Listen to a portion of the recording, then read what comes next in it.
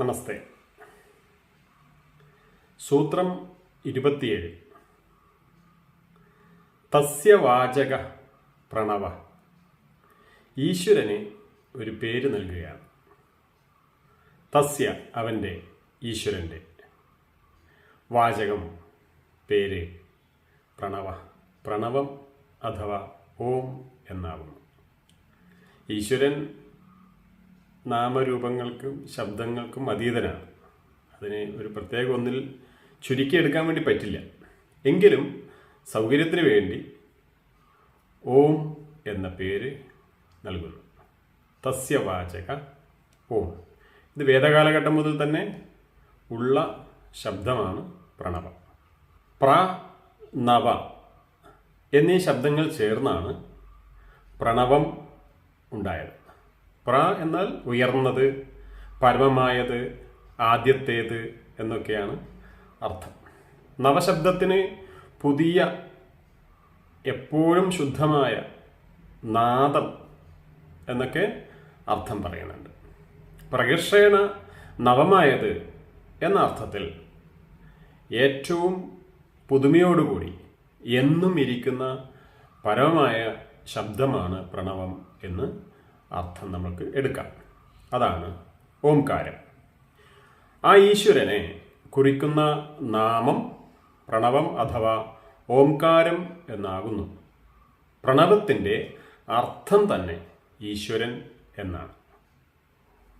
ഓംകാരം universal ആയൊരു സൗണ്ടാണ്. പ്രപഞ്ചത്തിൻ്റെ സ്പന്ദനമാണ്. പ്രപഞ്ചത്തിൻ്റെ ആദ്യം മുതൽ ഇപ്പോഴും എപ്പോഴും നിലനിൽക്കുന്ന ഒരു ശബ്ദമാണ് ഓം എന്നത്. ഈശ്വരൻ ശബ്ദാതീതനാണ് എന്ന് പറഞ്ഞു. എങ്കിലും ഓം എന്നത് ഈശ്വരൻ്റെ സ്പന്ദനമായിട്ട് അറിയണം. ഈശ്വരനും ഓംകാരവും തമ്മിലുള്ള ബന്ധം രാജാവും രാജകീയ ചിഹ്നവും തമ്മിലുള്ള ബന്ധം പോലെയാണെന്നാണ് വാചസ്പതി മിശ്ര പറയുന്നത്. ഓംകാര ജപം മനസ്സിനെ ശുദ്ധീകരിക്കും. സുപ്രീം സെൽഫിലേക്ക് നമ്മളെ നയിക്കുകയും ചെയ്യും.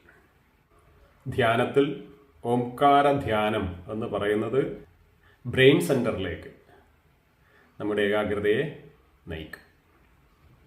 ഓംകാര ധ്യാനത്തിലൂടെ ഈശ്വര സാന്നിധ്യം അറിയാം. ഓം എന്നത് ഒരേ സമയം ഒരു ശബ്ദവും ആഴത്തിലുള്ള ധ്യാനാനുഭവവുമാണ്. സ്വാമി വിവേകാനന്ദൻ പറയുന്നത് ഓം എന്നത് അസ്തിത്വത്തിൻ്റെ അടിസ്ഥാന ശബ്ദം എന്നാണ്. എല്ലാ സൃഷ്ടികളുടെയും പിന്നിലെ പ്രകമ്പനമാണത്. ഓം ഏറ്റവും ഉയർന്ന മന്ത്രമാണ്.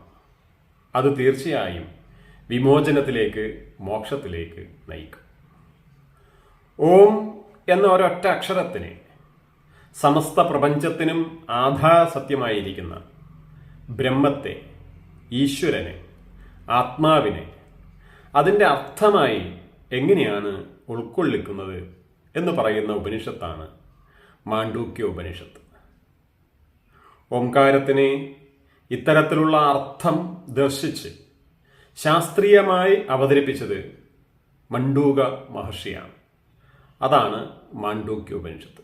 വെറും 12 മന്ത്രങ്ങൾ മാത്രമാണ് അഥർവ വേദാന്തർഗതമായ ഈ ഉപനിഷത്തിലുള്ളത്.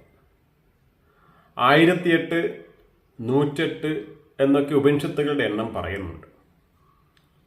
ശങ്കരാചാര്യർ 10 ഉപനിഷത്തുകൾക്ക് വ്യാഖ്യാനം എഴുതിയിട്ടുണ്ട്. ഇത്രയും ഉപനിഷത്തുകളിൽ 10എങ്കിലും പഠിക്കണം. ഇല്ലെങ്കിൽ അതിൻ്റെ എല്ലാം വേദങ്ങളുടെയും ഉപനിഷത്തുകളുടെയും സാരസർവസ്വമായ ഈ മാണ്ഡൂക്യ ഉപനിഷത്ത് പഠിക്കണം എന്ന് പറയാറുണ്ട്. അത്രമാത്രം പ്രാധാന്യം ഈ മാണ്ഡൂക്യ ഉപനിഷത്തിന് ഉണ്ട്.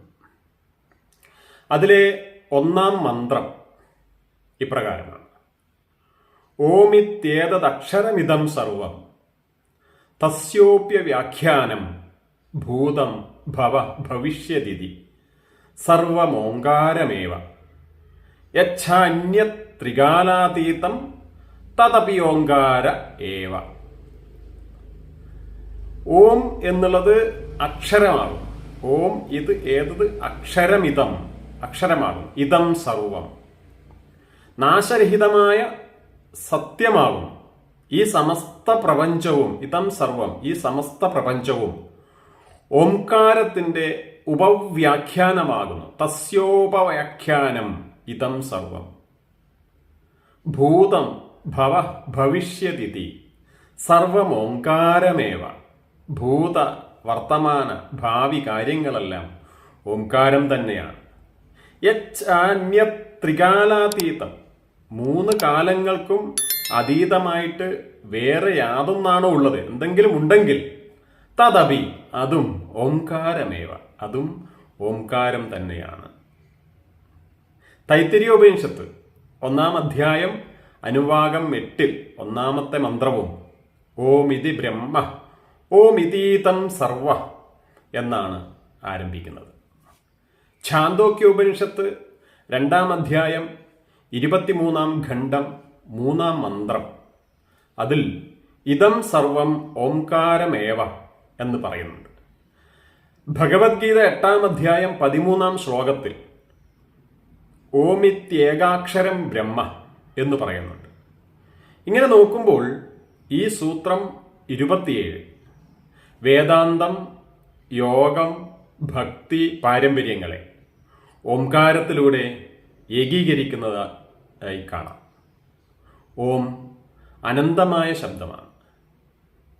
യോഗയിലൂടെയുള്ള ആത്മീയ ഉണർവിൻ്റെ താക്കോലാണത്. ഏകാഗ്രതയ്ക്കും ചിത്തസ്ഥിരതയ്ക്കും ഓംകാര ധ്യാനം ദിവസവും ചെയ്യണം. ഓംകാരം പ്രപഞ്ചത്തിൻ്റെ സ്പന്ദനമാണ്. അത് മനസ്സിനെ ഈശ്വരനിൽ ലയിപ്പിക്കുന്നു എന്ന് ശിവാനന്ദ സ്വാമികൾ പറയുന്നുണ്ട്. ഓംകാരം ശ്വാസോച്ഛ്വാസം, മനസ്സ്, ആത്മാവ് എന്നിവയെ ഒന്നിപ്പിക്കുന്നു. ഓം ധ്യാനം പതിവായി പരിശീലിക്കണമെന്ന് BKS അയ്യങ്കാറും അഭിപ്രായപ്പെടുന്നു. സർവേ വേദാ യത് പദമാമനന്തി തവാംസി സർവാണി തയത് വദന്തി യത് ഇച്ഛിന്തോ ബ്രഹ്മചര്യം ചരന്തി ഓമിത്യേതത്. എല്ലാ വേദങ്ങളും യാതൊരു വാക്കിനെയാണോ പ്രഘോഷിക്കുന്നത്, എല്ലാ തപസ്സാധനകളും അതിൻ്റെ അന്തിമ ലക്ഷ്യമായി പറഞ്ഞു പോരുന്നത് യാതൊന്നാണോ, യാതൊന്നിനെ ലക്ഷ്യം വെച്ചുകൊണ്ടാണോ സാധകൻ ബ്രഹ്മചര്യം അനുഷ്ഠിക്കുന്നത്, ആ പദത്തെ, ആ വാക്കിനെ ഞാൻ ഏറ്റവും ചുരുക്കി പറഞ്ഞു തരാം. അതാണ് ഓംകാരം എന്ന് കഠോപനിഷത്തിൽ ഓംകാരത്തിൻ്റെ പ്രാധാന്യം എടുത്തു പറയുന്നുണ്ട്. നമസ്തേ.